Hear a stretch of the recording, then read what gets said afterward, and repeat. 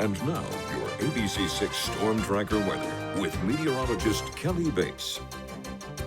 Well, another sun-filled winter day is in the books. Now the sun has gone down. We're starting to see our temperatures drop. We're down to 32 currently in Providence. We're matching that in Smithfield. And along the south coast, we're holding at 36 in Smithfield. We've got 33 in Newport and 34 in New Bedford. But that's not what it feels like. You see, we have this wind. It's now moving in from the southwest, and we have been tracking occasional gusts of 20, even 25 miles per hour, locally higher out by Worcester and also out by Provincetown. But we are feeling colder as a result. So if you do have plans or want to head out this evening, dress as if it were closer to 20, because as these temperatures keep on dropping and the winds are expected to maintain, it will feel closer to 20 by the time we get to, say, I'd give it 2 hours.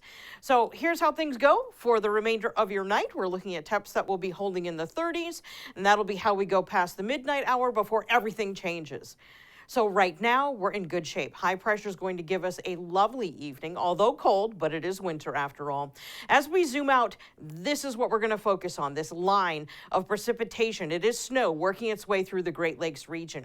That is the leading edge of that Arctic air rolling right in from the pole, and that is where we're going to find our temperatures drop dramatically.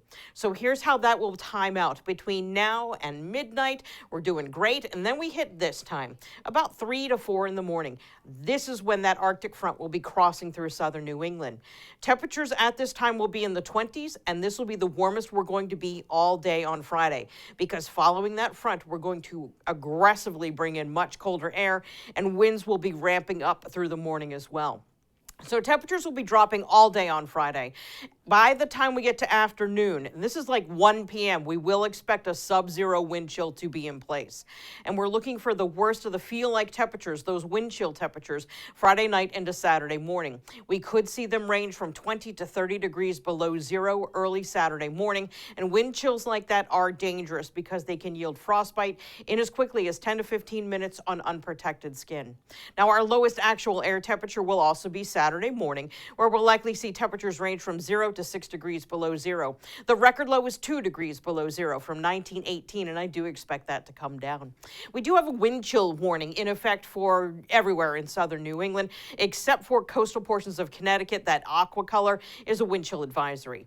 But we have refined the time on the wind chill warning. Now it starts at Friday at 10 a.m. rather than 4 a.m., and it will be in place on Saturday through 10 a.m. in the morning, not until 1 p.m.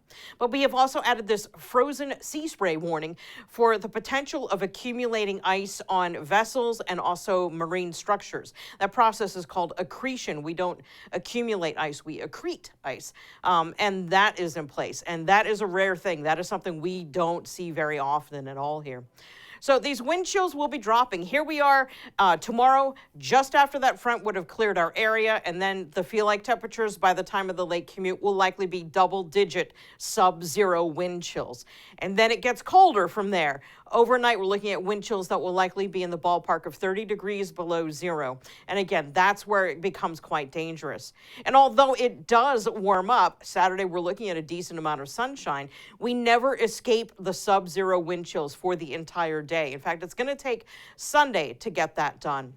So in terms of wind speed, this is its own concern because these winds will be ramping up and the gusts will begin to peak tomorrow early afternoon. Again, that's when we enter the time of sub-zero wind chills around 1 p.m. tomorrow. And those winds will remain high as we go overnight into Saturday morning.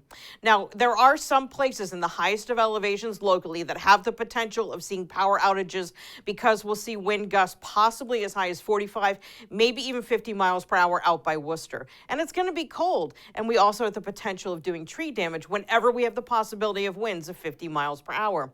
So you may want to prepare for that too, the possibility of a power outage, particularly if you're in one of the higher elevation areas of southern New England, and that's primarily north and west of the city.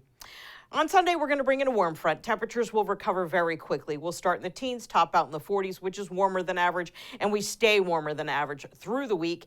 In fact, we're looking at highs that should top out at 50 by the time we get to Wednesday. John? Thank you, Kelly. Still